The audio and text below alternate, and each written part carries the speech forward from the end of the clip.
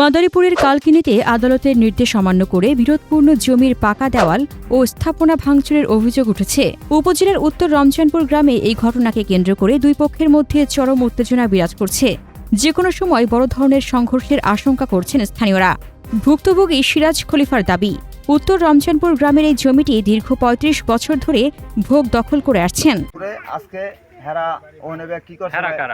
এই আব্বাস ভাই, মফিজ পাইক, এবার মামুন পাইক, এবার ওই শকাত পাইক, আলাউদ্দিন পাইক, হেরা কি করছে ওখানে আমরা জানি না। এরপরে আইসা এখানে উত্তেজনা করে এই সালাউদ্দিন পাইক এবং রিফাত এরাই অল ভাঙছে এবং হ্যার আরও ভাই ছিল সাইদুল, হেয়া ওই আপনার করিয়া গালাগালি করছে এবং এই জায়গার পুরো আমার ৪৪ দ্বারা জারি আছে এবং এটার পুরো মামলা চলমান আছে।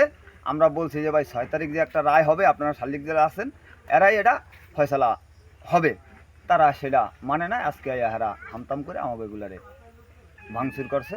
জমিটি নিয়ে বিরোধ তৈরি হলে আদালত সেখানে ১৪৪ ধারা জারি করে সব ধরনের নির্মাণ ও কার্যক্রম বন্ধের নির্দেশ দেন।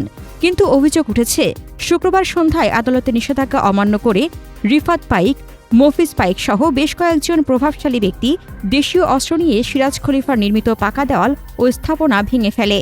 তবে অভিযুক্ত রিফাত পাইক ভাঙচুরের এই অভিযোগ অস্বীকার করে জানিয়েছেন, ঘটনার বিষয়ে তিনি কিছুই জানেন না। আমরা যতটুকু জানতে পারলাম যে এই জমিটার উপর একটা মামলা আছে, মামলা যেহেতু আছে সেখানে আপনারা এই আইন হাতে তুলতে পারেন কিনা?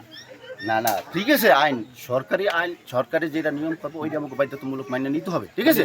কিন্তু জমি তো দলিল যখন আমরা দিছি, দলিলে পুরো সোজা করে আমরা আদা করে রেখে দিচ্ছি, ঠিক আছে। আমরা তো অবৈধ কাজ করতে না, আমরা চাই না যে সরকারে অবৈধ করি। সরকার এখানে যে ভদ্রলোক এই জমিটা কিনছে, উনি একটা অংশ কিনতে পারেন, হ্যাঁ একটা অংশ যেহেতু আড়াই করে কিনছে। আমরা যতটুকু জানি যে উনি ৮-এর এক অংশ অর্থাৎ ৬-এর এক অংশ শুধু বাকি ছিল না?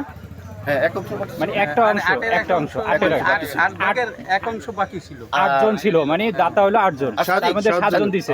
আর আমরা যে মেল যে জমি, আমি একটু প্রশ্ন করি।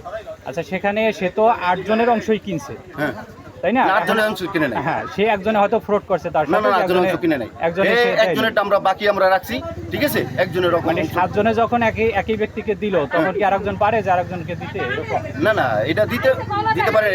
এটা আমরা প্রত্যেক জন আমার ভাতিজা সে কষ্ট করবো, আমার বেলাডের সে কষ্ট করবো, আর কাউরে দেওয়া হয় নাই, ঠিক আছে। পরবর্তীতে এখন মনে করেন পথের জন্য এরা 10 গৃহস্থ বাইরে দিতে পারে না, ঠিক আছে। এর জন্য আমরা ঠিক আছে। আপনি ধরেন এই যে মূল যে জমির দাম মামলা চলমান, অতএব মামলা যেখানে নিষ্পত্তি হয় নাই সেখানে আইনে কি, আমি আপনার কাছে এটা পরিষ্কার করি, আইনে কি এমন কি আছে যে আমাদের জমি অতিরিক্ত বেশি খাই আবার আমার নামে মামলা দেবো? এটা কোন আইন? না, সেটা আপনি আইনেই ফেস করবেন। হ্যাঁ, মানে করবে এটা আইনে থানায় বসা হয়েছে, ঠিক আছে। থানায় বসা হয়েছে, দারোগা বলছে মানে 10 তারিখের টাইম দিছে। কোরবানি গেছে কয় তারিখে? 10 তারিখের টাইম দিছে যে তোমাকে 10 তারিখে আইসা আমি তোকে মাপ দিয়া আড়াই করে তোমাকে বুঝ দিয়ে যাম, ঠিক আছে। ওরা এই বুঝ মাইনা নেয় নাই, ওরা 15 দিন পর 20 দিন পর এই ধরনের সময় নিয়ে আমার নামে মামলা। এদিকে ঘটনার পর থেকে এলাকায় থমথমে পরিস্থিতি বিরাজ করছে। সংঘাত এড়াতে সেখানে দ্রুত প্রশাসনের হস্তক্ষেপ দাবি করেছেন এলাকাবাসী। আমরা বিষয়টি অবগত হয়েছি, লিখিত অভিযোগের ভিত্তিতে তদন্ত সাপেক্ষে দ্রুত প্রয়োজনীয় আইনগত ব্যবস্থা নেওয়া হচ্ছে। পরিস্থিতি নিয়ন্ত্রণে রাখতে ওই এলাকায় অতিরিক্ত পুলিশ মোতায়েনের দাবি জানিয়েছেন স্থানীয় বাসিন্দারা।